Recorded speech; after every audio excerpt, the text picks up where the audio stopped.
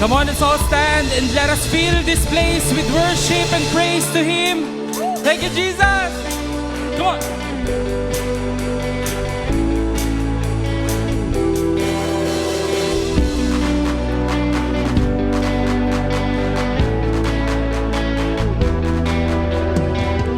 Faith breaking to the ceiling, and so that we are believing that in this moment we'll see it, everything that we've been dreaming.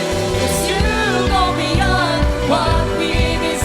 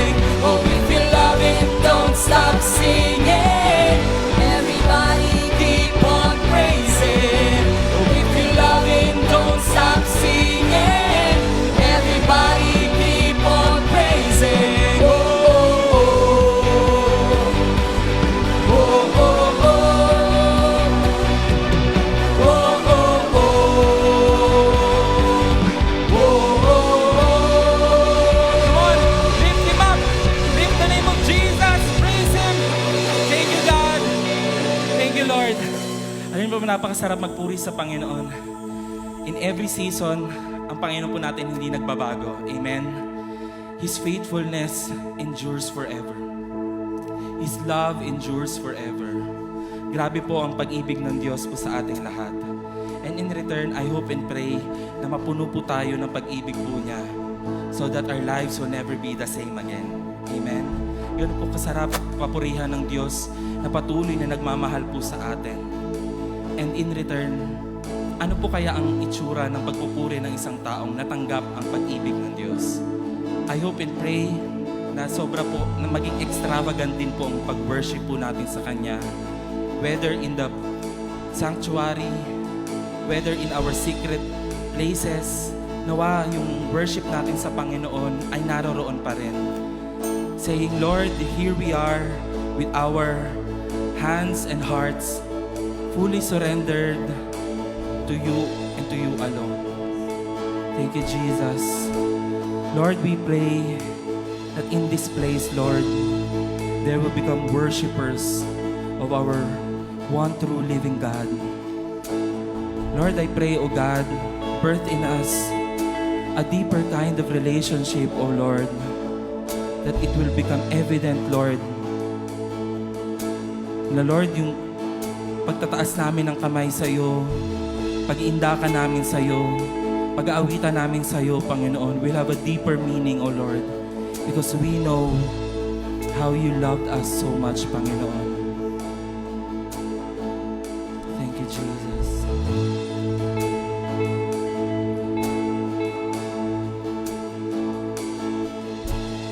You stood before creation, eternity in your hand. You spoke the earth into motion, my soul now to stand.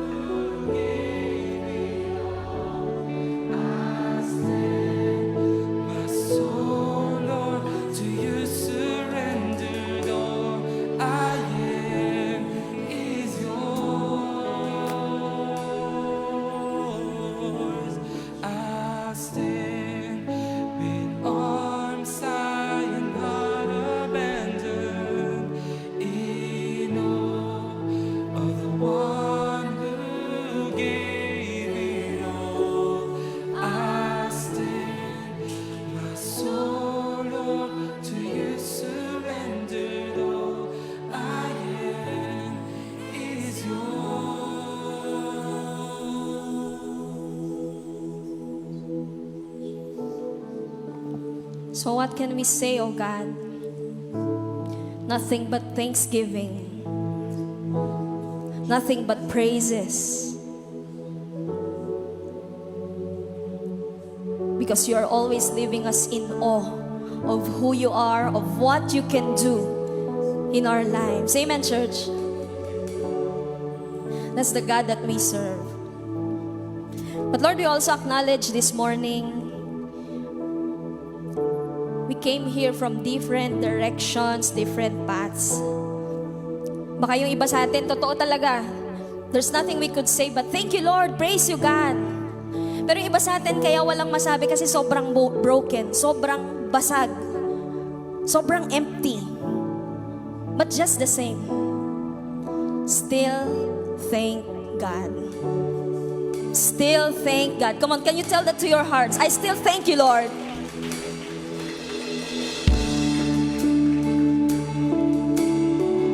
Because Lord, minsan hindi namin alam saan kami pupunta, paano kami pupunta sa iyo. But one thing's for sure, you are always waiting for us in the light. Amen.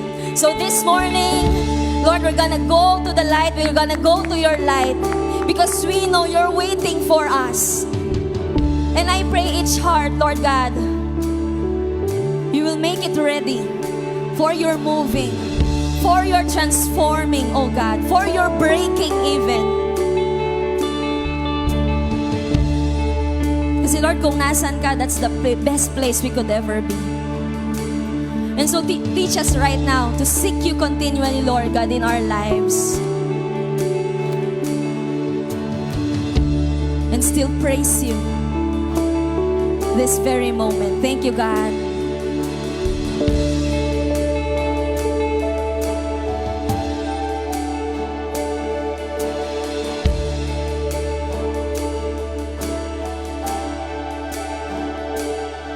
In the darkness we were waiting, without hope, without light, till from heaven you came running. There was mercy in your eyes to fulfill the law and prophets. To a virgin came the word, from a throne of endless glory to a cradle in the dirt.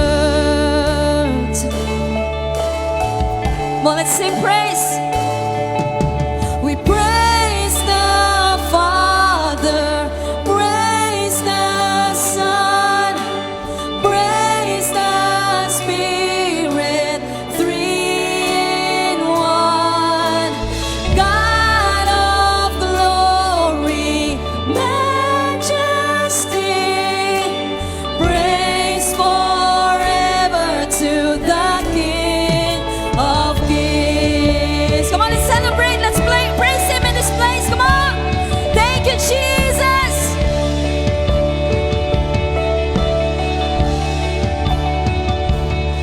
To reveal the kingdom coming and to reconcile the lost, to redeem the whole creation. You did not despise the cross, for even in your suffering you saw to the other side, knowing this was our salvation. Jesus, for our sake you died.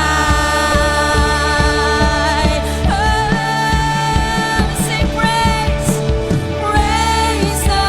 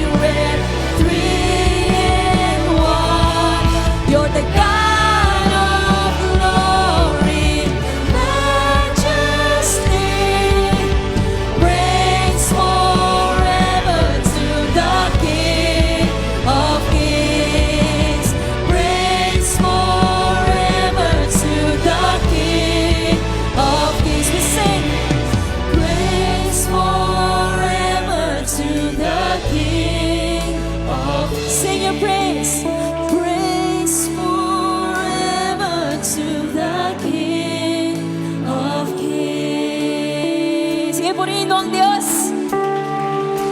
For who He is, for what He has done in your life. Come on, keep praising Him. Don't stop praising Him. Come on, don't stop. Don't stop.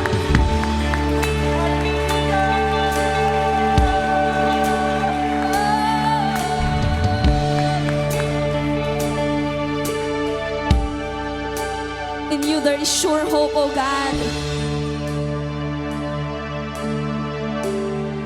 In you there's sure win, Lord. In you. May you see every heart coming to you right now, oh God, as we worship you.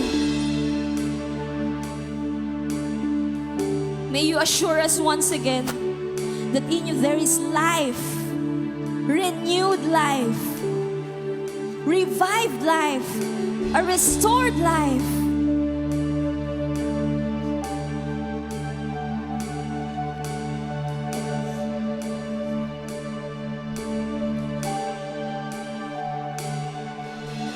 What can wash away my sin? Nothing but the blood of Jesus. What can make me whole again? Nothing but the blood of Jesus. Come on, sing it. What can wash away my sin? Nothing but the blood of Jesus. And what can make me whole again? And nothing but the blood of Jesus. What can wash away? Come on, it's washed already. Thank you, God. Nothing but the blood of Jesus. And what can make me whole? Me whole again. Nothing, nothing but the blood of, nothing but the blood of Jesus. Nothing but the blood of Jesus. Sing nothing, nothing but the blood of Jesus. Come on, aren't you thankful? Say praise. We praise the Father, praise the Son, praise the Spirit, three in one. You're the God of glory, majesty, praise forever to the King of Kings. Praise forever to the King of Kings. Praise forever to the King of Kings. Come on, shout His praise. Shout His name. His name is Jesus. Thank you, God.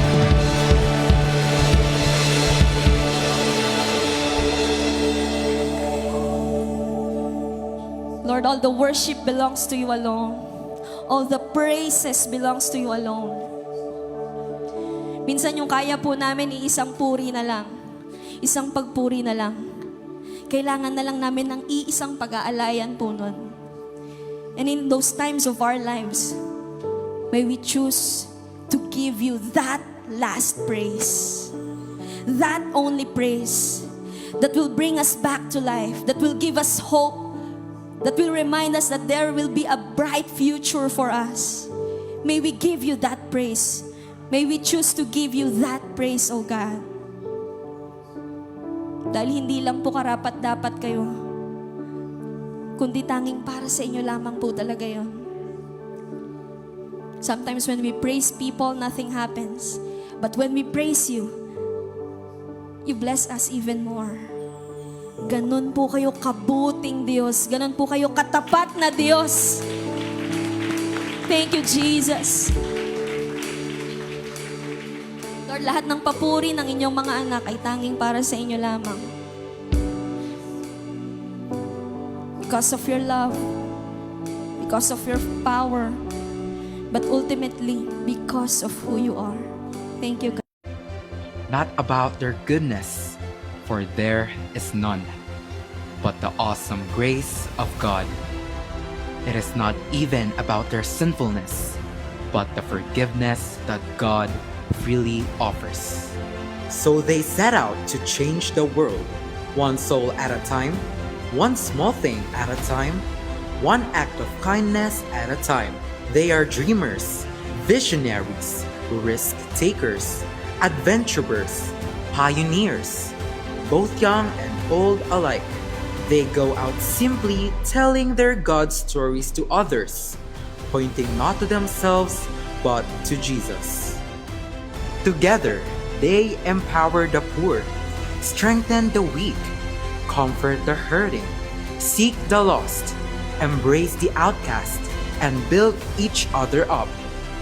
They live in biblical community. That means they laugh together, cry together, and share their deepest heart issues. Yet there is no condemnation, only acceptance. They battle for each other's hearts. They are grace givers, radical worshipers, hope sharers, generous givers, compassionate servants, and passionate for Christ. Families and communities will be transformed because of their God. These people are us. Let this be our story, our dream, our vision, our hope, our passion, our prayer. Imagine. Sige po.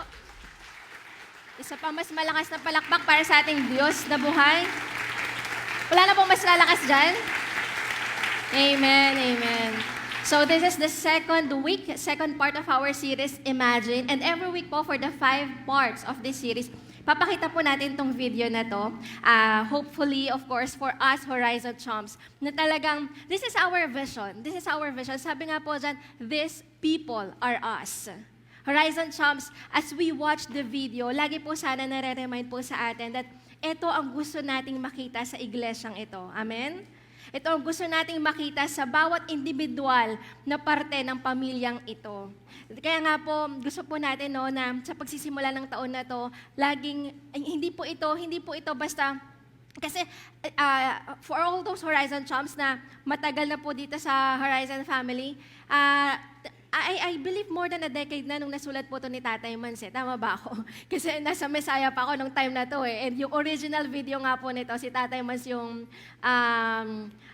voiceover. Tama ba? Alam ko sa Ate Jane yung nag-edit ng video na yun. Tapos may mga sumasayaw dun sa mini stop sa Matienza. Parang, di mo na maalala. But anyway. So, yun po, no? Pero yun nga di ba? That this vision of Horizon people, this is not a church, a place. The church is us. The church is the people, and that is us, Horizon Chomps. Bawat isang mananampalataya, bawat isang sumasamba sa ating Diyos Ama, ito pong ating vision para sa atin. And ito nga po, sa series po natin, Imagine, gusto rin po natin na ipakilala every week, marami po tayong mga guests. And for our guests this morning, gusto ko rin po namin ipakilala sa inyo through this short video na ito kami. This is a bold declaration na ito ang gusto naming makita sa iglesyang ito. And so, through that video, kahit papaano, sana magkaroon po kayo ng glimpse, okay, ito pala ang Horizon. Ito pala tong church na to, na-attend ko ngayong umagang ito. Hindi po kami perfecto, and sabi nga po dyan, it's only because of the grace of God, it's only because of the bigness of God. At yan po ang pinag-usapan last week. If you were here last week, yan po ang binahagi sa atin ni Tatay Mans. Di po ba? The who. Di po ba? Yan po yung binahagi sa atin kung gaano kalaki ang Diyos, gaano kamangha-mangha ang Diyos, gaano ka-magnificent ang kamay ng Panginoong Diyos na nilikha niya ang lahat ng naririto. Hindi lamang po nakikita natin dito sa mundong ibabaw, kundi pati na po ang nasa kalangitan. Sino pong naririto last week? I believe marami po sa atin, di po ba? Last week I was in Manila, I was privileged to preach there. And sabi ko nga po, when was the last time that you just go outside and just look at the stars, just look at the heavenly things, and just be amazed of God. Sabi ko, itong mga pinag-usapan natin na how to glorify God, kung nandito po kayo, 4 na bagay po yun, di po ba? Ang sabi po natin, lahat yung 4 na bagay na yun, hindi po mahirap. Di po ba? Hindi po mahirap gawin. Kasi napakadali lang sana na maging in awe of the glory of God. Pero sa sobrang nagiging familiar po tayo sa mga nakikita natin, hindi na po nakakalimutan na po natin. Nagiging familiar na po tayo sa mga bagay-bagay na ito. And we just simply forget to just glorify God. Oh God, you're so magnificent. Your creation is so magnificent. Tingnan mo yung katabi mo. Hindi ba? God's creation is so magnificent. At ilan lang yung nag-amen. Di po ba? And nga po, no, it's because of the greatness of God. And today, ang pag-usapan po natin, second part of that, imagine the why. Basahin lamang po natin yung parte po na ito. No? They believe it's not about their smallness that matters, but how big their God is. It's not about our smallness. Hindi po yung kaliitan po natin, kundi ang kalakihan ng ating Diyos. Not about their goodness, for there is none. Wala po sa atin ang good. Wala po sa atin ang mabuti. But the awesome grace of God, it's only because of the grace of God. It's not even about their sinfulness, but the forgiveness that God freely offers. This is the why. Ito po ang tibok ng ating mga puso, Horizon Chums. Ito po, bakit nga ba ang napakalaking Diyos na ito ay patuloy nating itinataas, sinasamba, pinupuri? Hindi po dahil sa kung anong meron tayo, hindi po dahil sa kung ano ang nakikita natin sa sarili natin, but simply because of His greatness, simply because of His forgiveness. At yan po ang kadahilanan. Bakit po tayo naririto? Bakit naririto ang Horizon? Bakit patuloy? God loves me, but I am a sinner. Nasaan ang emphasis? Ako ay makasalanan. Kaya nga po, napaka-importante saan mo nilalagay yung pero. Where do you place your but? Where do you place that? Pero, subalit, datapwat, napakahalaga. So sinasabi po natin kanina, napakalaki ng Diyos. At buti na lang napakalaki ng Diyos.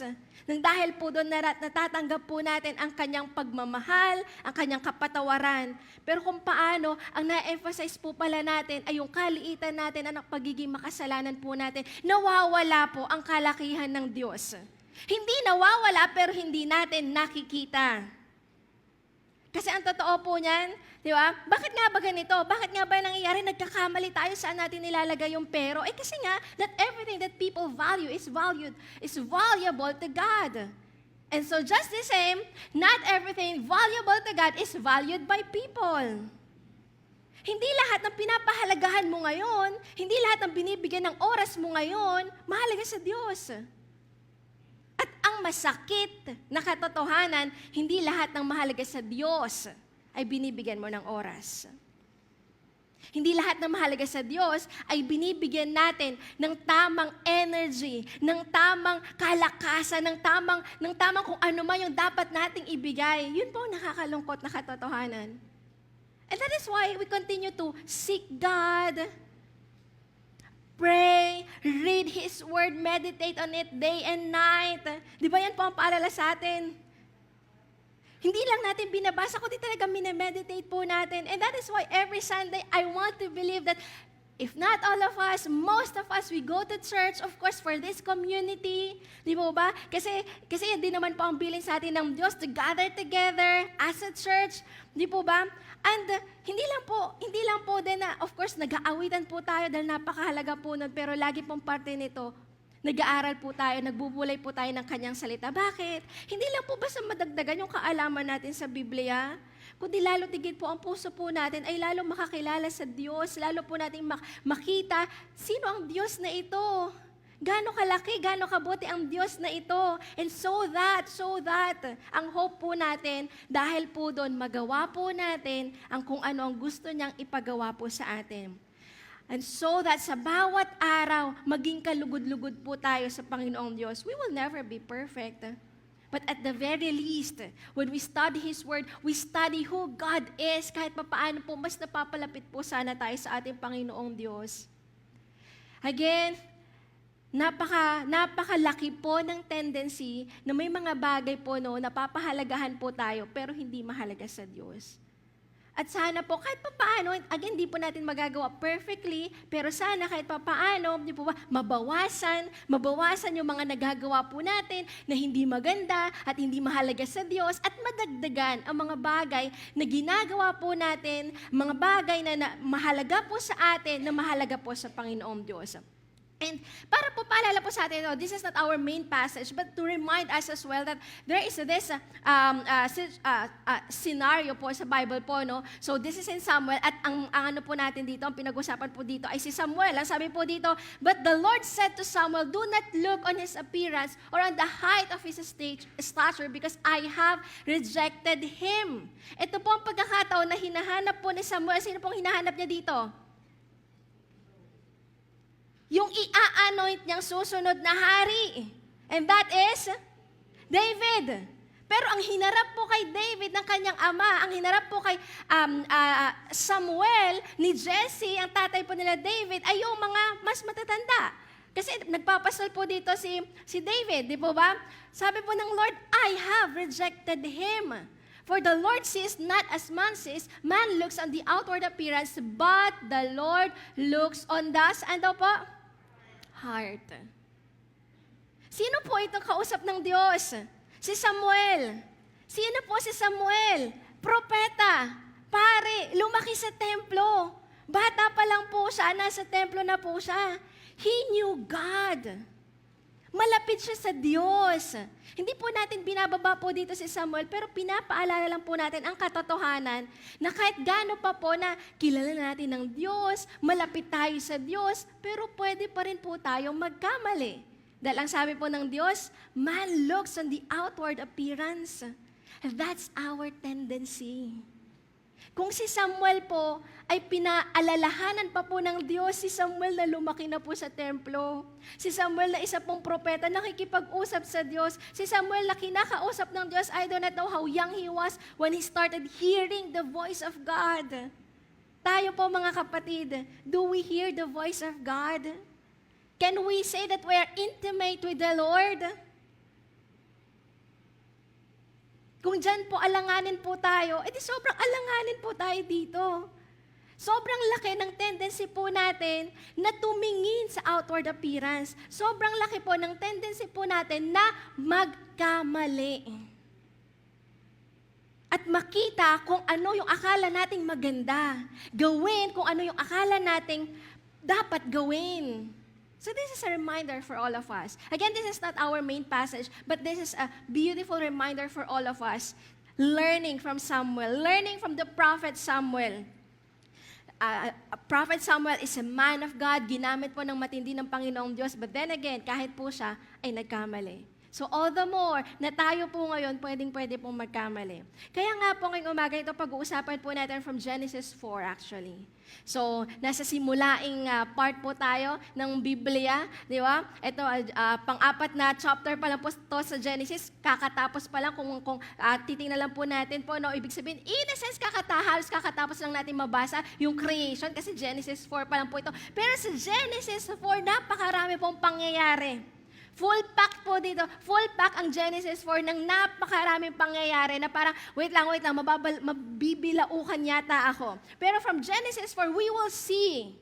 We will know God more. We will try na, dito po sa Genesis 4, as we read the story, as we know the story, tingnan po natin ano po yung mga papakita po sa atin ng Diyos na mga katangian po niya. Na mga karakter po ng Diyos na kung saan, hopefully, mas makilala po natin siya, mas makita po natin, ito ang Diyos. And so because of that, mas malalaman po natin kahit papaano, ano nga ba ang kalugod-lugod sa Diyos.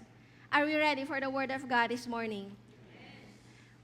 Medyo mahaba po ito, and so try po natin i-summarize, okay? So in Genesis 4 here, of course, sino pong unang nilikha ng Diyos?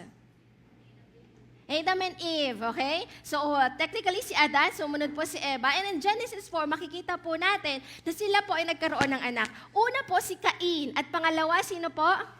Si Abel, okay? At ang sabi po dito, lumaki daw po sila at lumaki po si Cain bilang magsasaka at si Abel naman po ay lumaki bilang pastol. And later on, hindi po natin alam kailan ba ito nangyari o kung ano man, may okasyon ba o ano. Pero ang sabi po doon, pareho po silang naghandog sa Panginoong Diyos. At dahil nga po magsasaka po si Cain, naghandog po siya ng fruit of the ground. And whereas Abel offered his lamb, offered isang tupa para sa Panginoong Diyos. And hindi po natin alam kung ano po ang mismong itsura. Ang Diyos ba ay nagpadala ng apoy? Pero ang mababasa po natin dyan, kinalugdan daw po ng Diyos ang handog ni Abel. Samantalang ang handog po ni Cain ay hindi po kinalugdan ng Diyos. Hindi po natin alam kung anong nangyari. Nagsalita ba ang Diyos? Kinausap ba sila ng Lord? Wala po. Okay? We can only speculate. Maaari ba nagpadala sa ilang kwento na babasa po natin, 'di ba? Na kapag may naghahandog, minsan nagpapadala ang Diyos ng apoy, ganun kaya ang nangyari? We do not know. Okay? So we can only assume, but it was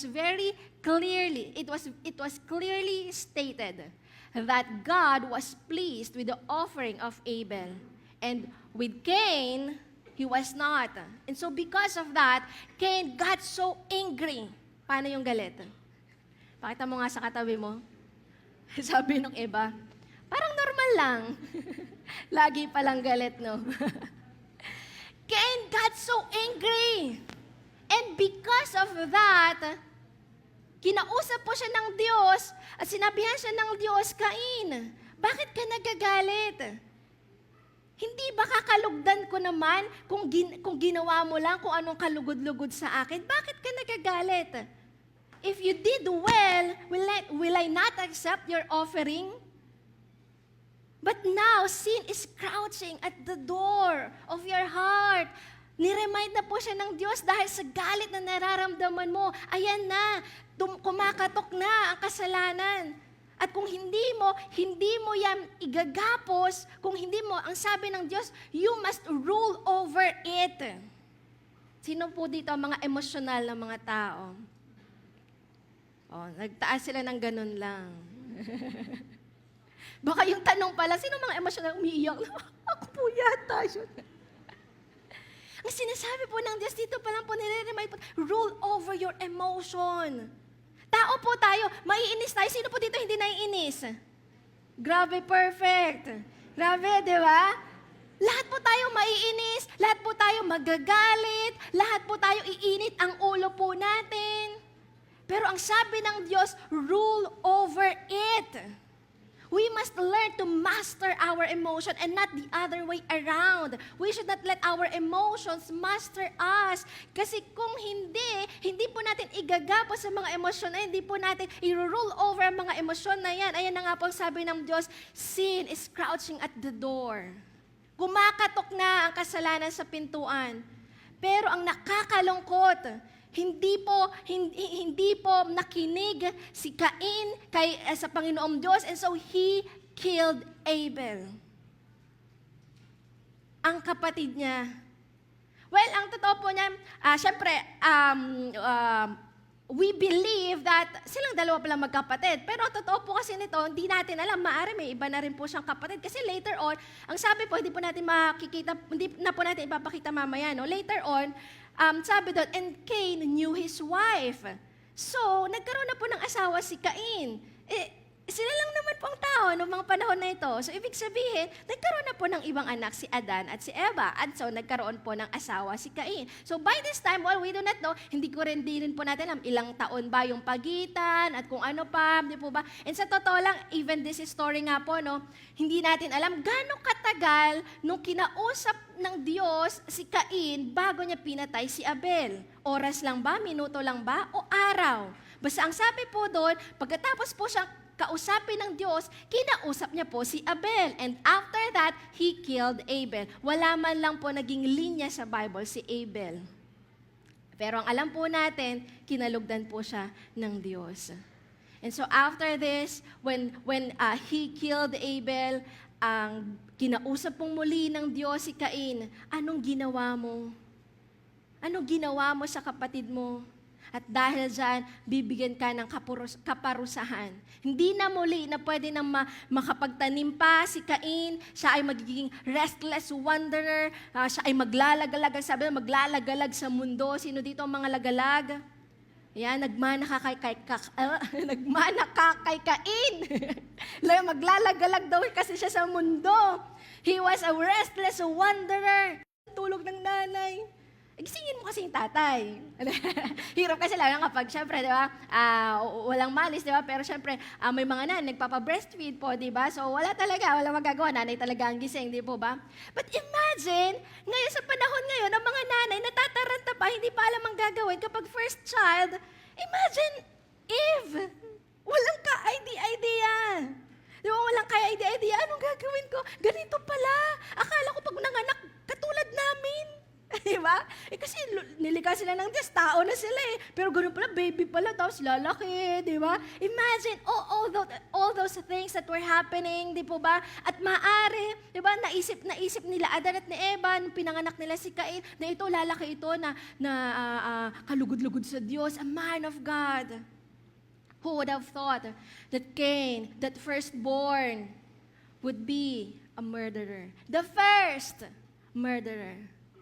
Dito sa Genesis 4, unang may pinanganak, unang nakita natin may naghandog, at unang beses din na may nakita po tayong may pumatay. And so, dito po sa kwento na to, na ang dami pong pangyayari, let us just try to see. Paano natin mas makikilala ang Diyos sa kwentong ito ni Cain at ni Abel? At kung handa na po ang bawat isa sa atin, this is number 1. God accepts and God rejects. Tumatanggap ang Diyos, pero tumatanggi din ang Diyos. Ang sabi po dito, ito na, basahin na po natin ang passage. In the course of time, hindi po natin alam anong ibig sabihin, in the course of time. Okay? Cain brought to the Lord an offering of the fruit of the ground, and Abel also brought of the firstborn of his flock, and of their fat portions. And the Lord had regard for Abel and his offering, but for Cain and his offering, he had no regard. So this is the tale of two sacrifices. At so, kung saan nakita po natin, Cain offered the fruit of the ground, Abel offered the firstborn of his flock, and sadly, God rejected the offering of Cain, and God accepted the offering of Abel. So mula po sa kwentong ito, mula sa nabasa po natin, maaari po tayo magtanong na bakit? Kayo po ba, yung nabasa niyo po ito, have you wondered bakit? Napatanong po ba tayo? Bakit? Anong meron? Anong meron sa handog ni Abel na wala sa handog ni Cain? Dahil ba ang handog ni Cain ay gulay? At sabi ng mga ayaw sa gulay, Amen. Dahil ba doon? Dahil ba ang gusto lang ng Diyos ay karne? Dahil ba doon? Sino po dito? Tanong, wala na po magtataas ng kamay. Pero meron na po kaya dito, niregaluhan po kayo, pero tinanggihan nyo. Meron na kaya? Wala na magtataas ng kamay kasi pag nagtaas ka, kung malakas ang loob mo, pwede naman, di ba? Para regaluhan ka namin. Kasi tatanggihan mo naman eh.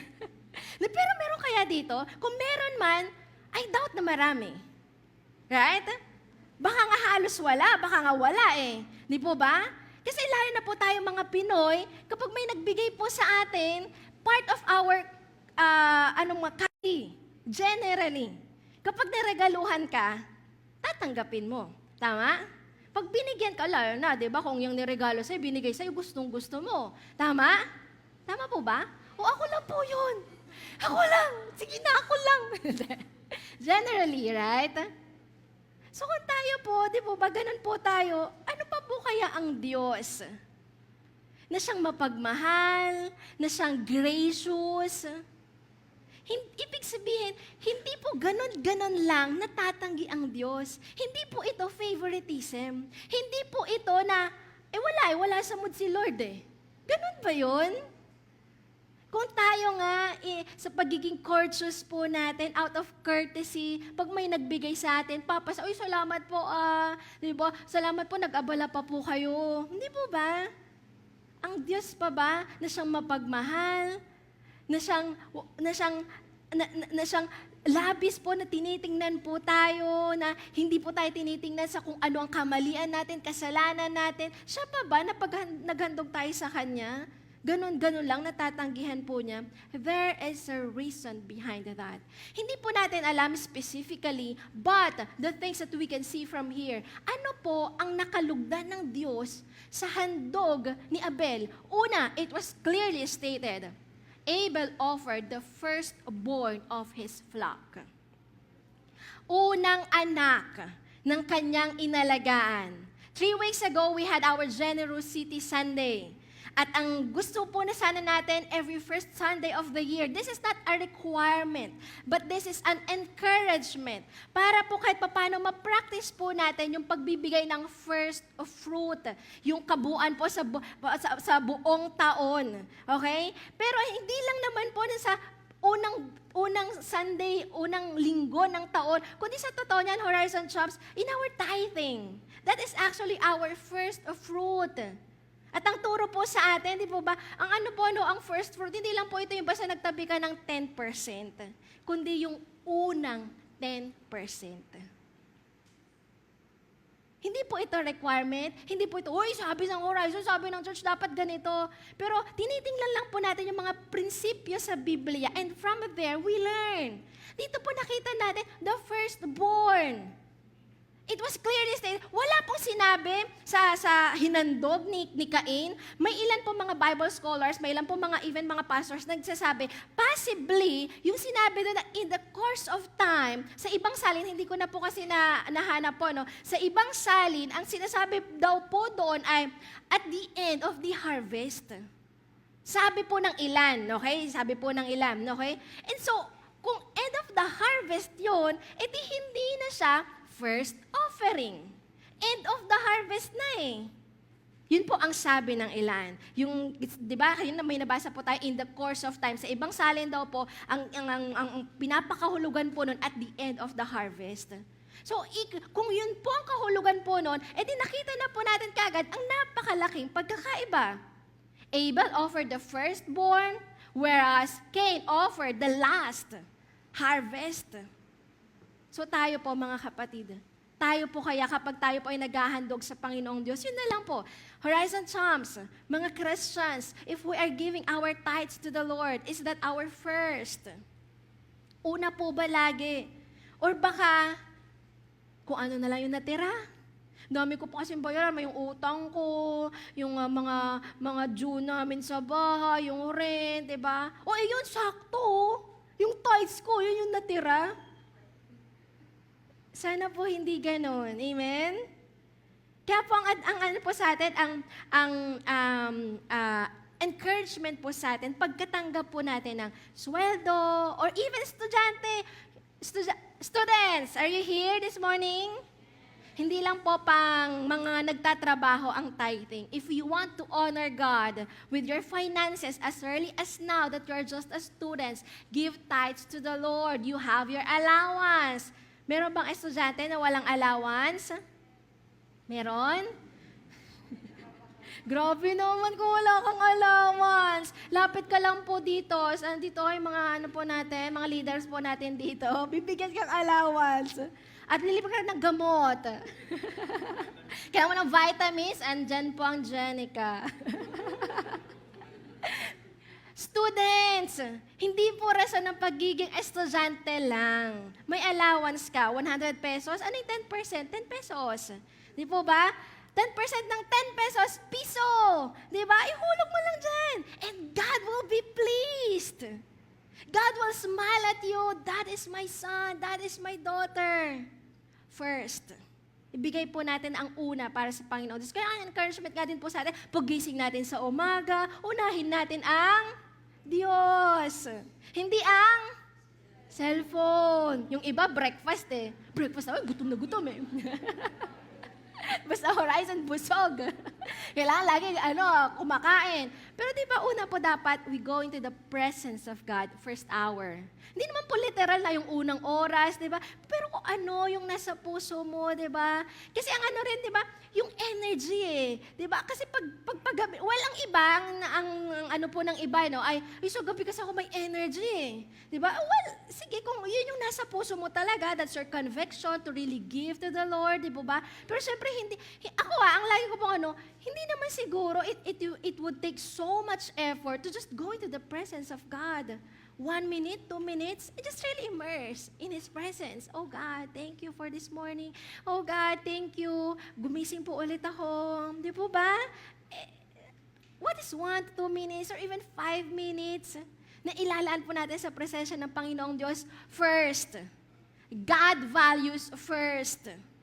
Ano ang una? Yan po ibigay natin sa Panginoong Diyos. Now, pangalawa, flock. These are 3F, okay? Kita po natin, syempre dito ibang-iba talaga. Di po ba? Ang inoffer po ni Cain ay fruit of the ground. Wala pong masama. Dito po sa nabasa po nating kwento, wala pong tayong makikita o mababasa specific what is the kind of this offering. Kasi marami pong kinds ng offering. May sin offering, burnt offering, peace offering, grain offering, kung ano pa.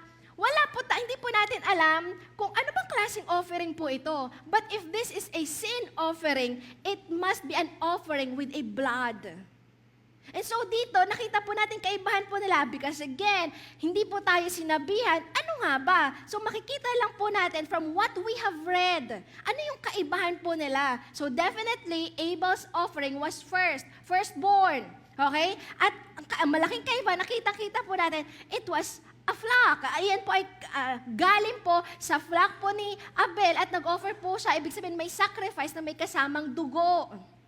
At isa na po yan sa pinakita ng Diyos kay Adan at kay Eva. Di ba? When God clothed them with wala silang saplot, di po ba? At they realized that they were naked. And so God killed an animal so that they will be clothed. So yung pong pinakita na po sa kanila ng Diyos, that is actually, yun nga po parang nag-overshadow na po yan, ng alam po natin ng pagkakaligtas po sa atin ng ating Panginoong Jesucristo through His blood by dying on the cross. At ito po, nakita po natin, ito po yung pinapakita ni Abel na wala, definitely, sa offering po ni Cain. So that's one of their difference. So again, napakita ng Diyos, ito yung kind of offering. And so maaari, pag nag-offer ka, ito rin ang ibigay mo sa akin. And lastly, the last F is fat. Huwag mong tingnan yung katabi mo. Okay? Hindi siya yon. Ang sabi po that when you offer, the fat represent the best part of your offering. Kaya nga po, pag nag-offer daw, dapat walang blemish. Walang sakit, hindi yan payatot, hindi yan nanghihina, walang sugat yan, dapat perfect yan. Yun dapat yung i-offer mong hayop sa harapan ng Panginoong Diyos. At kaya nga po, many years later, the perfect lamb that was offered is none other than Jesus Christ. He was the perfect lamb na siya magiging offering po ng lahat ng tao, ng buong sanlibutan. Kaya nga po sa panahon natin ngayon, hindi na po natin kailangang magbigay ng sin offering, burnt offering, because that is already Jesus. He has become our perfect lamb. Ang sabi po ng Diyos, when you offer a sin offering, dapat perfect yan. And so dapat matabayan. Kaya nga po yung fat, wala pong joke po ito, yung fat, it is dapat buong-buo lahat yun, ibibigay po sa Panginoong Diyos. Yun po ay para sa Diyos. And definitely, wala po yan sa offering ni Cain. So these are the things that we see God values. Hindi lang po dito sa kwentong ito, pero marami pang parte ng Bible na makikita po natin ito. Kaya nga po sa atin, Horizon Shops, mga kapatid, mga anak, ito pong nire-remind po sa atin ng Panginoong Diyos. That when we offer to Him, tingnan po natin, ano po yung karapat-dapat na offering para sa Kanya.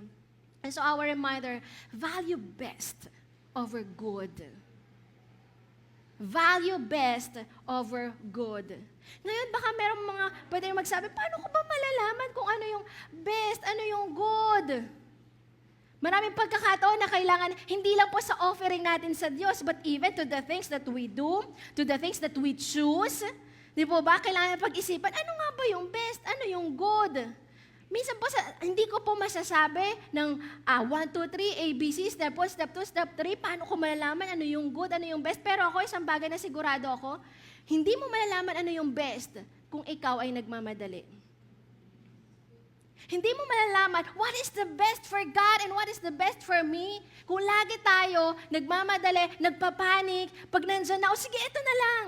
I was just trying to imagine, hindi kaya si Cain, baka nakita niya si Abel, naghahanda na ng handog niya, nagkakatay na, di ba? At kung titingnan lang po natin dalawang offering po, di ba? Ano yung mas kailangan ng effort? Yung kay Abel, di po ba? Nagkatay pa po to. It could be a messy offering. Siguro nakita na niya, naghahanda na si Abel. So siguro, ay, maghahandog din ako. And so he just got what he had. Baka, wala po ito sa Bible, pero baka yun po ang naging itsura. And so hindi na po niya na-offer. Ano yung best?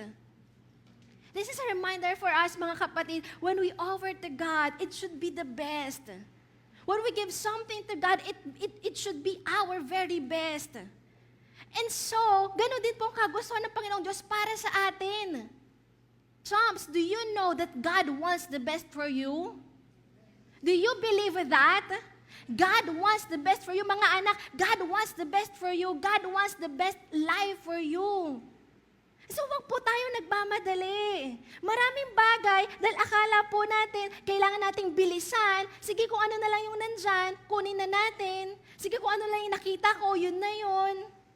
Hindi ko po alam. Kaya nga po, napaka-importante that we are seeking the Lord and so that we will know what is the best. Minsan, may mga kausap po tayo, mga professional, nag-a-apply ng trabaho. Di ko po alam saan po ako pupunta eh. Kaya nga po, napaka-importante. You seek the Lord. We seek the Lord. We ask God. Meron pong offer po sa akin, 10 eh. Wow! Sana all, ikaw na, di ba? May offer po sa akin, yung isa, 50,000. Yung isa, 100,000. Yung isa po, 1 million. Wow! Exage. Ano pong pipiliin ko? Di ba? Seek the Lord. Di ba? Alin dito yung good, better, and best? Alin kaya dito yung galing sa Panginoong Diyos? We seek the Lord. Pero anak, hindi mo na makikita yung mga ganong klase ng pagpipilian kung yung unang job interview pa lang, in-offer ka na ng 30,000, tinanggap mo na. Yung unang job interview pa lang, in-offer ka na 50,000, tinanggap mo na. Ay, wala na mag-o-offer nito, tatanggapin ko na to. Hindi mo alam yung kasunod, 100,000. Minsan po, dahil nagmamadali po tayo, hindi natin nakikita yung best. And the same thing as we offer to the Lord. Pag nagmamadali tayo, hindi po natin nabibigay yung best natin para sa Panginoong Diyos. Kaya nga po, pati po yung nabanggit po natin kayo na paggising sa umaga, first hour, yung first energy natin, bigay natin sa Panginoong Diyos. Kung late ka, di wala na. Di po ba? Every Sunday, anong oras po tayo dumadating? This is not to this is not to condemn or ibaba kung sino man. Alam po natin, may mga pagkakataon talaga, baka medyo malate tayo kasi may mga emergencies and everything. Pero ang tanong, kung ano yung nakasanayan mo, kapatid, ano yung nakasanayan mo na anak, nakasanayan mo na ba talaga gumising ng maaga kasi ayaw mong ma-miss yung praise and worship. And even, mas aagahan ko pa. Kasi para may time pa ako makipagkwentuhan sa mga kaibigan ko. Kasi may kaibigan ako taga-ibang network, di ko naman sila masyado nakakasama. Kakukwentuhan ko muna sila, di ba? Mag-banding-banding muna, di po ba? Pero baka po mamaya, pati po yung praise and worship na miss na po natin. Tapos, ang mapapakinggan na lang po natin, yung big idea. Baka may parating. Big idea na lang. Paano pa po naging best po yun? We offer to God our best. Estudyante, best ba yung pag-aaral mo? Alam mo ba, that's your offering to the Lord. Minsan baka estudyante kasi nasabi, hindi, estudyante ako, gusto ko mag-serve sa Lord, sa church, sa PAO, kasi galing kong kumanta eh. Wow. Kasi gusto ko sumaya, pero hindi ko magawa, hindi ko kasi makommit. Pero alam mo ba, students, as you study hard, that is your offering to the Lord. Amen? Sabi ng mga nanay at tatay. Di nga, estudyante, are you studying hard? Are you studying well? Estudyante ba yung mga sumagot? That is your offering to the Lord. Your best. Kung nasa naman po tayo mga nagtatrabaho, even mga stay-at-home moms, stay-at-home parents, baka akala natin, wala akong nagagawa para sa Diyos. But everything that we do, if we do it with our very best, acknowledging, God, it's because of you. God, it's because of your grace that I can do all these things. Then we are honoring the Lord. We are giving our best to the Lord. Pero ito po, bago po natin iwan itong number 1, gusto ko rin po na makita po natin yung sinabi ng Panginoon, yung sinabi po sa atin sa salita ng Diyos, but for Cain and his offering, he had no regard. It is also clearly stated that God did not just reject the offering of Cain. It was Cain himself. Para kay Cain at sa kanyang handog, hindi ito kinalugdan ng Diyos. Mga kapatid, mga anak, it's not just about our offering. It's about our hearts for God. God look at the heart. God sees our hearts. Without the right heart, without that right heart from us, it is never true worship. Ito pong paghahandog ni Abel at ni Cain sa Diyos, this is their worship. Cain and Abel are both worshipers. They are worshiping God through their offerings. But then sadly, God rejected the offering. God rejected the worship of Cain, and not because of that vegetables, not because of that kung ano mang in-offer niya, but also because mainly of Cain himself. Cain did not have the right heart before God. Wala ang tamang puso. And true enough later, nakita po natin, naggalit siya. Baka po meron po sa atin, ganito po tayo, tama naman yung tithes ko. Minsan pa nga sumusobra pa ako, monthly naman nagbibigay ako sa Diyos. Pero bakit ganon? Yung ibang tao sobrang pinagpapala, bakit ako hindi? At sa harapan ng Panginoong Diyos, nagagalit tayo, naiinis tayo. Then that is not the right heart. Ang kailangan po ng Panginoong Diyos, yung puso po natin. So, pwede po pala na lahat po tayo nag-aawit na nagtataas sa mga kamay. Umaawit sa harapan ng Panginoong Diyos at the loudest that we can. Even baka sometimes we are kneeling down before God. But then we do not have the right heart. Baka po, kala natin, binibigay naman natin yung best po natin para sa Panginoong Diyos. Pero ang kamustahin po natin, ang puso po natin. Kamusta ang puso ko sa harapan ng Panginoong Diyos? Am I pleasing before God? Hindi lang ito patungkol sa kung ano ang ginagawa ko. We can serve God through serving here in the church, serving as usher, LP, Horizon teachers, and yet our hearts can be displeasing to the Lord.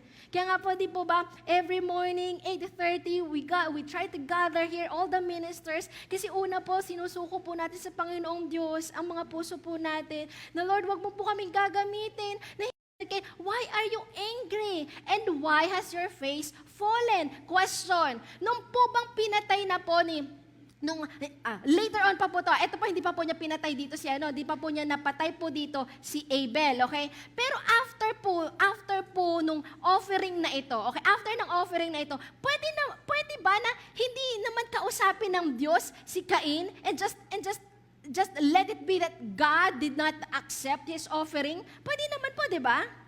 And even later on, after Cain killed Abel, makikita po natin, kinausap ng Diyos si Cain. Ang sabi ng Diyos, what have you done? Alam naman na po ng Diyos ang sagot. Pero lagi po, lalapit siya, pupuntahan niya si Cain at kakausapin niya si Cain at tatanungin niya po si Cain. Pwede naman agad-agad after he killed Abel, parusahan na po niya si Cain. Tama? Pwede naman. Diyos po siya. Pero sa grasya ng Panginoong Diyos, sa kabutihan at pag-ibig po sa atin ng Panginoong Diyos, He even asks us. Here we see, He even asked Cain, Cain, bakit ka nagagalit? Why is your face like that? At ang sabi ng Diyos, if you do well, will you not be accepted? Cain, if you just did well, I will accept your offering. I will accept you. Nagpapaliwanag pa ang Diyos kay Cain. Ano pong sabi? Ano pong pinapakita dito ng Diyos sa atin? Pag nagkakamali po tayo, hindi po ganun ang Panginoong Diyos na basta na lang po nagbibigay ng kaparusahan, ng consequence, ng kung ano man, yung mga pangit na iniisip po natin, kaparusahan sa atin ng Panginoong Diyos. God speaks to us. And God asks us. Sa bawat pagkakataon na may mali po tayong nagagawa, ito po, God came to Cain. Panginoong Diyos po pong lumalapit po sa atin and even asks us. Pero ano pong napapansin natin dito? After He asked Cain, di po natin alam, sasagot ba si Cain o ano? Pero ang Diyos na rin po ang sumasagot. If you do well, why are you angry? Why has your face fallen? If you do well, will you not be accepted? And if you do not do well, sin is crouching at the door. Its desire is contrary to you. Ito po yung sinasabi natin mula kanina pa, but you must rule over it. Alam na po ng Diyos anong mangyayari. So, ang totoo, pwede na po hindi kausapin ng Diyos si Cain. But in His love and His mercy, He still spoke to Cain and reminded him, anak, kung hindi mo igagapos yung galit mo, kung hindi mo susuriin ang puso mo, ayan na ang kasalanan. Kumakatok na sa pintuan ng puso mo.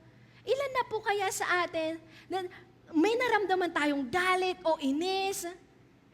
And God is already there asking us.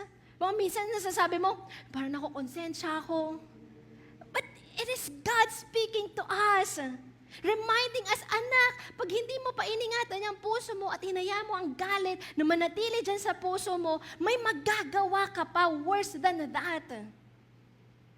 Baka makasakit ka pa ng ibang tao, baka maghiganti ka pa. At dito nakita po natin, naghiganti po si Cain. God in His mercy, He speaks to us, trying to correct us. Kaya po ang paalala po natin dito, value correction over bondage. Let us value ang pagtatama po sa atin ng Panginoong Diyos. Sino po sa atin dito hindi pa po nagkamali? Lahat po tayo nagkamali na. Lahat po tayo nagkasala na. At isang bagay na sigurado po ako, lahat po tayo pinapaalalahanan ng Diyos. Sometimes through His Word. Kaya nga po napaka-importante, we read and meditate on His Word. Sometimes through other people, through your friend, through your life group leader. Kaya makipag-usap ka sa life group leader mo. Amen? Makipag-usap po tayo. Let's meet with our life group leaders. Let's consult them. And even your LG mates, yung mga kapatiran mo sa life group, makipag-usap ka sa kanila, consult them. Kapatid, ito yung nararamdaman ko, ito yung nararanasan ko. Sa palagay mo, ano ba dapat kong gawin? Nay, tay, ito yung nangyayari sa pamilya. Nay, tay, ito yung nangyayari sa opisina. Ang hirap-hirap po, pinagkakaisahan nila ako. Naiinis na ako, nagagalit na ako. Let us deal with our emotions. Hindi po sinabi na roll over it, you just suppress it. No, hindi po ganon. Hindi po sinosuppress lang ang emosyon. We deal with our emotions. We acknowledge our emotions. Nagagalit ako, naiinis ako. Anong dapat ko pong gawin? Of course, pinakauna sana, lapit tayo sa Diyos. Lord, hindi ko alam anong gagawin ko. I'm full of anger. I'm full of hatred. Lord, anong gagawin ko? And God is leading us. God is teaching us. Just how He was trying to guide Cain. But sadly, ang nakakalungkot, again, hindi po natin alam, oras lang ba to? Araw ba to? Baka linggo ang lumipas. Pero ang sabi po sa Bible, after po siya kausapin ng Diyos, He went to Abel and talked to Abel. Niyaya niya po si Abel na pumunta sa kabukiran. And after that, he killed Abel. Kung sana nakinig lang po siya sa Diyos, kung sana pinakinggan niya yung nire-remind sa kanya ng Diyos, tayo po kaya, ilan po kaya sa atin dito, yung mga ganong pagkakataon sa buhay natin na sinasabi mo, kung sana lang nakinig ako sa pastor ko, kung sana lang nakinig ako sa leader ko, kung sana lang nakinig ako sa boss ko, kung sana lang nakinig ako sa kaibigan ko, sana hindi ko to naranasan. Those are the people God might have used to correct us. Pero mas pinipili natin, hindi, galit ako eh. Hindi, naiinis ako eh. Hindi, dapat siya yung mag-sorry sa akin eh. Hindi, dapat bumangit din yung buhay nila. Kung anong naranasan ko paghihirap, anong naranasan ko sakit, dapat maranasan din nila. We're choosing bondage. We're choosing that emotion to hinder us from experiencing the goodness of God. And not just the goodness of God, kundi talaga blessings din ng Panginoong Diyos. So mga anak, mga kapatid, let us choose to rule over our emotions. At ang totoo niyan, kung tayo lang, di po talaga natin kaya. We need the strength from the Lord. We need the presence of God. We need God Himself. Kung tayo lang, di po natin kaya. Ang totoo po niyan, bawat isa po sa atin, we are servants, we are slaves. If God is not our master, sin will master us. Tingnan mo yung katabi mo. Ano may katabi mo? Ikaw din, you're a servant. You're a slave. Ang tanong na lang, ng Diyos ba o ng kasalanan? Tanungin mo yung katabi mo, sinong master mo? Sabi ng katabi, ikaw. Ikaw. Lord. Sana lahat po tayo kaya nating sabihin si God. Baka meron po dito sinasabi natin, either ang master ko si God o ang kasalanan? Wait lang, hindi ko masabi na master ko na si God kasi feeling ko malayo ko kay Lord, feeling ko makasalanan ako, pero hindi naman siguro na master ko yung kasalanan. Kapatid, anak, I'm saying this lovingly. I'm saying this with love from the Lord. If God is not your master, sin is your master. Kung gagawin pa natin ito na mas pangit, Satan, the devil, is actually your master. Wala po talagang gitna. It's either God is our master or sin is our master. Kasi ang totoo po yan, kung wala po ang Diyos sa atin, ang nangunguna po sa atin, di ba yung mga pansarili nating gusto, kung ano yung mga akala natin, nakakabuti para sa atin. And what is that? Coming from what? Coming from our sinful desires. So anak, kapatid, kung iniisip mo, Pastora Diz, parang hindi ko pa master si Lord. Anak, I'm saying this lovingly. If God is not your master, then I'm telling you, sin is your master.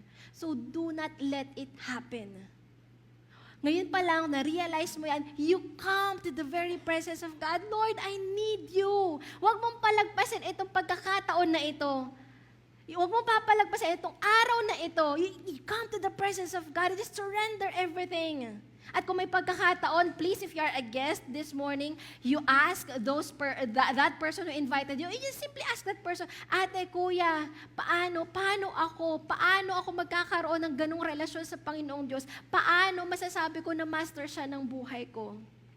Just simply have to decide. And I hope and I pray you will decide today. God, in His mercy, He still asks us every time we commit mistakes, every time we commit sin, and every time na kinakausap tayo ng Panginoong Diyos, nawa, makinig tayo sa Panginoong Diyos dahil binibigay din po niya sa atin ang kasagutan. Amen? So let us listen to the voice of the Lord. And lastly, ano nga ba ang Panginoong Diyos? God restores and God respects. God restores and God respects. Medyo mahaba-haba, pero basahin lamang po natin. The voice of your brother's blood, this is after Cain had killed Abel, is crying to me from the ground. Umiiyak ang dugo ng iyong kapatid, and now you are cursed. Ito na po, no, binibigay na po kay Cain ang consequence, ang kaparusahan ng kanyang ginawa. You are cursed from the ground, which has opened its mouth to receive your brother's blood from your hand. When you work the ground, it shall no longer yield to you its strength. You shall be a fugitive and a wanderer on the earth. And look at this. Cain said to the Lord, my punishment is greater than I can bear. Wow! Siya pa po yung may ganang magreklamo. Siya pa po yung may ganang magalit. Lord, grabe naman yung parusa mo. Hay, ganun po ba tayo? Pag tayo po nadidisiplina, grabe naman, unfair. Di ba parang ganun po yung sinasabi ni Cain? Lord, unfair. Ha?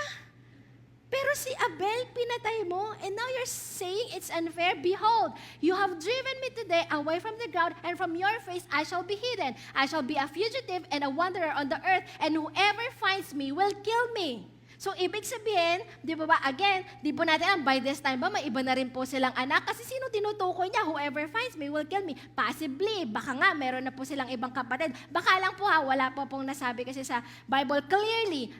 Basta again, later on, makikita po natin, nagkaasawa na nga po si Cain, okay? And then, the Lord said to him, not so. Not so. If anyone kills Cain, vengeance shall be taken on him sevenfold. Hindi po pwede. Cain, I'm telling you, hindi. Dahil kung may papatay sa'yo, ang magiging kaparusahan niya ay 7 beses na mas malala. Okay? And the Lord put a mark on Cain, lest any who found him should attack him. Then Cain went away from the presence of the Lord and settled in the land of Nod, east of Eden. Ang sabi po dito, God put a mark on Cain. Ano tong marka na to? Hindi po natin alam. Okay, wala pong sinabi sa Bible. Yung iba, iniisip, may marka sa noo, di ba? Hindi po natin alam. May iba parang nagsasabi, meron siyang laging kasamang hayop, pati yung marka niya, yun yung magpoprotekta kasi sa kanya. There are so many speculations. Pero alam lang po natin, klaro sinabi ng Diyos, minarkahan po niya si Cain. He is the very first one with that mark. At yung marka na yon, yun po ang nagprotekta po sa kanya para wala pong pumatay sa kanya. Is that clear? So yan po ang nangyari. At dito po makikita po natin. Di ba? Kung parang nakakatawa, na nakakainis. Di ba ba? Si Cain na pumatay ng kanyang sariling kapatid, and yet siya pa po ang may karapatang magreklamo. Siya pa po ang nagreklamo, Lord, unfair naman. Grabe naman yung parusa mo. Pero nakita po natin gaano kabuti ang Diyos. Pinatulan po niya si Cain. Kasi ano pong worry ni Cain? Na siya po ay magwa-wonder, siya po ay maglalagalag, at pag may nakakita po sa kanya, at alam nila, hoy, si Cain yan yung pumatay kay Abel. Papatayin siya. Yun po ang worry po niya. And so with that, pinatulan din po siya ng Diyos. Nag-worry ka, baka may pumatay sa'yo, sige, mamarkahan kita.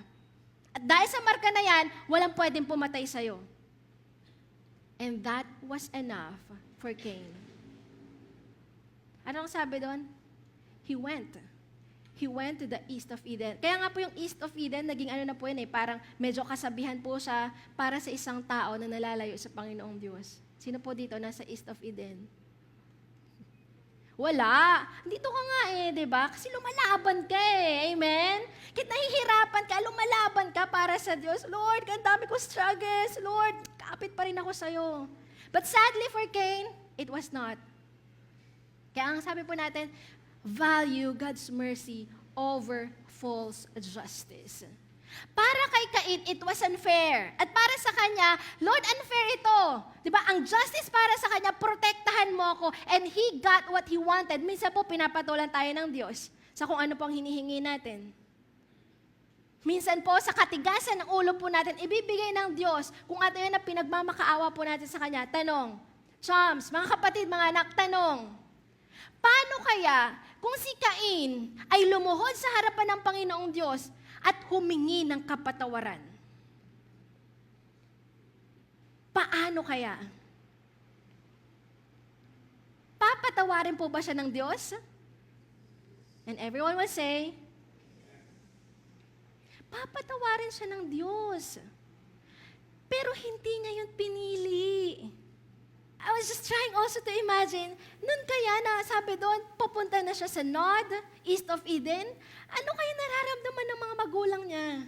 I was just thinking, hindi kaya si Eve lumalapit sa kanya na, anak, humingi ka ng tawad sa Diyos. Kami nga pinatawad eh. Hindi kaya habang nag-aal sa balutan, ano kaya ibabalot ni Cain? Kaya habang nag-aal sa balutan siya, lalayas na po ako, pinapalayas na po ako ng Diyos. Hindi kaya nagmamakaawa sa kanya si Eva, anak, humingi ka na lang ng tawad. Anak, mag-repent ka na. I was just trying to imagine. Kasi di ba ganun po ang mga magulang? Di ba? Siyempre yung mga nanay, di ba, kapag minsan napagsasabihan ng mga tatay, di ba? Sabi, anak, magsuri ka na sa tatay mo. Sige na, lumapit ka na sa tatay mo. Kahit nanginginig-ginig pa. Di ba, lumapit ka na, magsuri ka na. Hindi kaya ganun ang sinasabi nila. Cain, anak, magsuri ka na sa Diyos. We haven't read anything like that. We haven't read anything that Cain was remorseful, that Cain was sorry for what he did. Ang makita pa nga po natin, galit po siya kasi unfair yung kaparusahan niya. Paano po kaya kung lumuhod na lang po siya sa harapan ng Panginoong Diyos and ask for mercy, ask for forgiveness, at naniniwala po tayo, God would forgive him. Yes, of course, may consequence pa rin yung kasalanan, pero pwede kaya na hindi na kailangan lumayas ni Cain, hindi na siya magiging lagalag sa mundo. Yun po ang tawag kay Cain, a restless wanderer, kasi yun na po yung naging kaparusahan po niya. Alam po natin sa Biblia, nabasa po natin, maraming pagkakataon, papatay siya, pero dahil may nanalangin. Di ba remember, when God wanted to kill all the Israelites during that time na nasa desierto po, nasa wilderness po sila, at nanalangin po si Moses, Lord, forgive them. At po sabi ng Biblia, God listened to the voice of Moses. Ganun po ang Panginoong Diyos. Dito, paano kaya kung lumapit lang si Cain? Anak, paano kaya kung lumapit ka lang at humingi ng kapatawaran sa Diyos? Hindi kaya may mga bagay na sana hindi mo na naranasan, mga pangit na mga bagay na hindi na natin naranasan, if only we came to the very presence of God. And that's why we should value God's mercy. Dito, wala po eh. Nakita po natin, Cain chose the east of Eden than stay in the presence of God. He chose to go away than stay in the very presence of God. Ni hindi man lang siya humingi ng kapatawaran, hindi man lang siya, he did not humble himself and ask God for forgiveness. He simply asked for protection. Para sa kanya, yun na yung justice. Para sa kanya, yun na yung kailangan niya. Pero ang tanong po natin, what is the use of not dying if we're not living for God?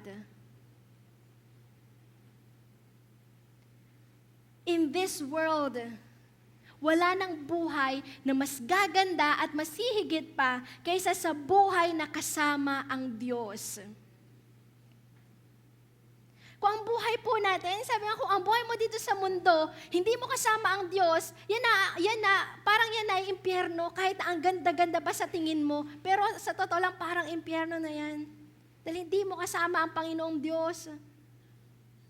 So kapatid, anak, if you are here and you're saying, wala akong Diyos sa buhay ko, I pray, I hope that today you will really decide to let God come into you, come into your life, and let Him be your master. At sa bawat pagkakataon na nagkakamali ka, dahil sigurado magkakamali ka, sabi mo sa katabi mo, sigurado magkakamali ka. Oh. Kanina lang, di ba, nagkamali ka? Mamaya magkakamali ka, magkakasala ka. Bukas, this week, ilang beses mangyayari yan. Ilang beses na hindi malulugod ang Panginoong Diyos. But we should always choose to go back to the very presence of God and ask for His mercy. Stay in His presence. Kaya nga po, sa pagtatapos po natin ngayong umagang ito, this is our gospel. Makita po natin na merong tamang klase ng sakripisyo. Yan po ang sakripisyo, ang handog na binigay po ni Abel, na kung paano pinakita ng Diyos ang tunay na halimbawa ng isang handog, na kung saan merong paghahandog ng may dugo, Dahil yan po ay nagpapakita na po ng mangyayari sa kinabukasan na kung saan ang dugo ni Kristo ang siyang dadanak para po sagipin po tayo sa ating mga kasalanan. That is the right blood sacrifice. But yet, ang totoo po niyan, Cain also did this. But it was the wrong kind of blood because that blood was his brother's blood. Nagawa din naman ni Cain eh. Pero mali nga lang. Baka, di ba, nung naisip niya, kailangan may dugo. But hindi na po niya na-realize that thinking, that emotion, sariling kapatid na po niya, ang siyang nagbayad. Ang dugo ng kapatid niya ang siyang dumanak. So we see that there are really the shedding of blood. Pero sabi nga po sa atin sa Hebrews 9:22, without the shedding of blood, there is no forgiveness of sins. And so, makita po natin, Cain killed his brother for revenge. But God allowed his son to be killed for our redemption. For our redemption. In Genesis 4, we saw jump pack ng storya. Firstborn, si Cain. First offering ni Abel at ni Cain. First murder, si Cain. Sana po, no, if only he knelt down before God, we will also see the first redemption. But what we saw was the first rebellion. The first revenge. Sayang, sobrang sayang. Ano na kaya yung mga sayang sa buhay po natin? Ano na kaya yung mga bagay na sana hindi ganito kung lumapit lang ako sa Panginoong Diyos? Baka meron po dito, sa totoo lang, you are here this morning, you are here inside the church, but your heart is rebelling against God. And now God is reminding you, anak, do not be like Cain. I am now reminding you, rule over your emotion. Let me be your master. Let me be your master. Kaya nga po, sabi nga po natin, di ba, the why? Why? It's because of the greatness of God, not because of our smallness. At sabi po dyan, not even about our sinfulness, but the forgiveness that God freely offers. God freely offers that forgiveness. And yet, Cain, look at this. Siya po mismo ang lumayo sa presensya ng Diyos. I want us to see that God did not go away from Cain. Hindi lumayo ang Diyos. Hindi ang Diyos, nung kausap niya si Cain, umalis ang Diyos. No. It was Cain who chose. It was Cain who chose to go away from the presence of God. It was Cain who chose not to kneel down before God. Ano sabi natin kayo na God restores and God respects? Yes, hindi po natin makita na na-restore po talaga si Cain. But at the very least, dahil yun po ang pinili po ni Cain, God respected what Cain chose. He chose the protection. And in God's mercy, God gave that protection. Eh, yun ang hiningi ni Cain eh. Hiningi niya protection eh. Sana kung ang hiningi na lang po ni Cain ay kapatawaran and stayed in the presence of God. Kaya nga po, our big idea for this morning, the cross leads us back to the garden. The cross leads us back to the presence of God. If only Cain chose the cross. Cain chose the forgiveness. If only Cain chose to kneel down and humble himself before God. Hindi na po niya kailangan pumunta ng Nod. Hindi po niya kailangan pumunta east of Eden. He had to stay in the garden, in the very presence of God, where there is abundance. Kung yun ang pinili po niya, well, we do not know ano bang magiging consequence pa. Di na po natin alam, alam po yan ng Diyos. Pero ang alam po natin, hindi ako po to wala po to sa Bible, but I believe, he could not be a restless wanderer. He could be. Hindi na kailangan na maglagalag pa siya sa mundo, maging restless na kung saan-saan kailangan pumunta. He could have stayed in the very presence of God in that garden. And yet, he chose to go away. He chose to go away from the very presence of God. So mga kapatid, mga anak, let the cross lead us back to the presence of God. Let the cross lead us back to that beautiful plans of the Lord. Lahat po tayo, we need that cross. Lahat po tayo, we need to submit to that will of the Lord. Kneel down before God, humble ourselves, ask for forgiveness. Let Him be our master. At nawa nga po, as we do that in our lives, makita po natin, ano man ang hinahandog mo sa Panginoong Diyos, He would accept. At sa mga pagkakataon na tayo po ay nagkakamali, we would also hear the voice of God asking us. And also the voice of God giving us the answer. And receive also the restoration of our Lord Jesus Christ. The redemption of our Lord. Ask ko lang po bawat isa to just bow down our heads and our hearts before God. Kapatid, anak, hindi ko alam nasaan ka ngayon sa paglalakbay mo. Bilang estudyante, bilang empleyado,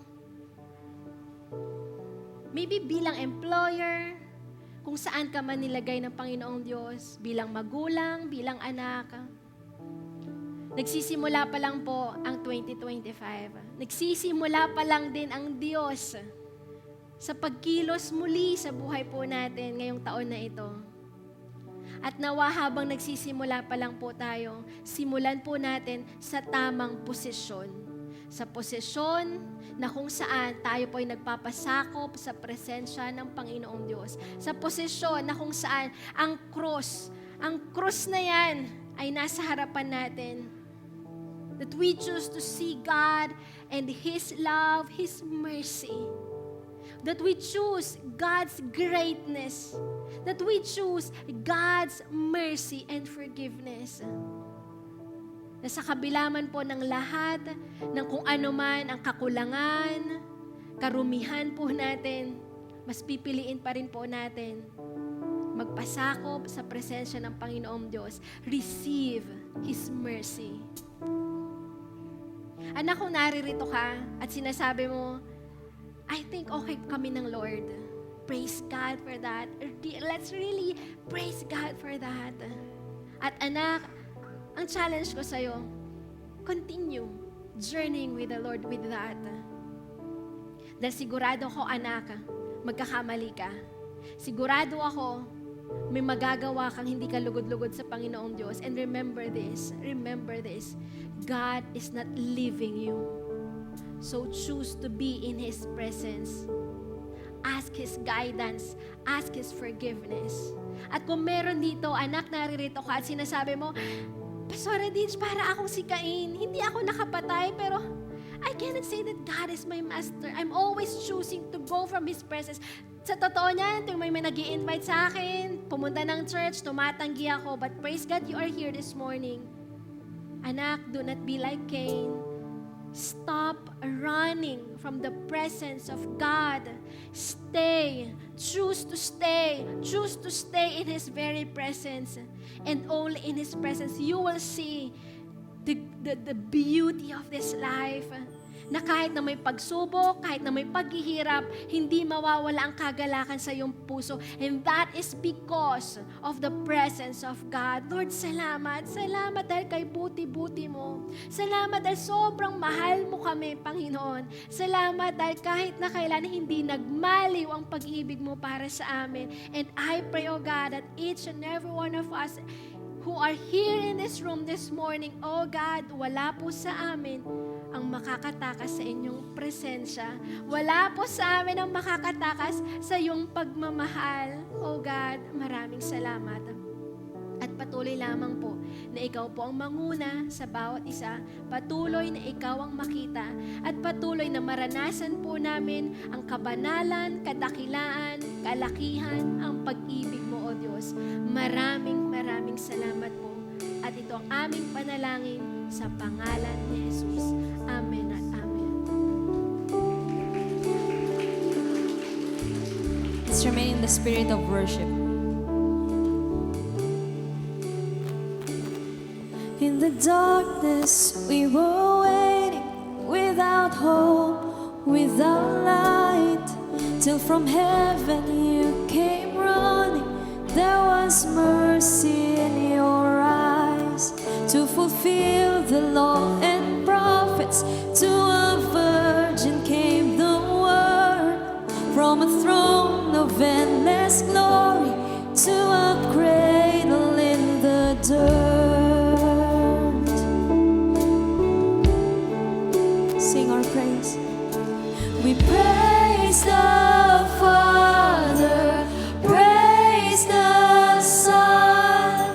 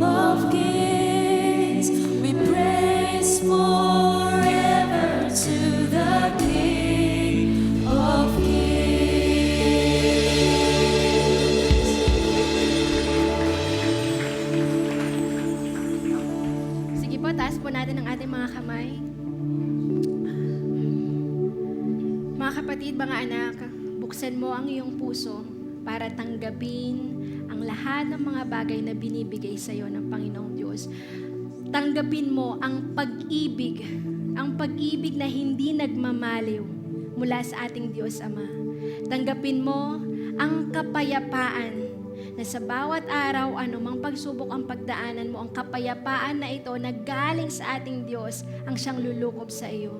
Tanggapin mo ang kapatawaran. Tanggapin mo ng buong puso that forgiveness of sin that God is giving you. At tanggapin mo ang pagpapala ng Panginoong Diyos, hindi lang para sa iyo, kundi sa buong pamilya mo. Oh God, maraming salamat po. At ngayon, O Diyos, sa iyo na aming dakilang Ama, sa iyo lamang po, Panginoon, na binibigay namin, ibinabalik namin ang pinakamataas, ang pinakamainam na papurit, pasasalamat. Ikaw lamang po, Panginoon, ang karapat-dapat para sa lahat ng ito, O God. At ito po ang aming panalangin sa pangalan ni Jesus. At lahat ay magsasabi ng Amen at Amen. Thank you so much, O God. Week will be the third part of our series, The What, at of course, ang ating senior pastor, Tatay Marek Tan Pascual. So, sige po, magkita-kita po tayo next week, at bago yan, tayo po ay magbatian ng congratulations because success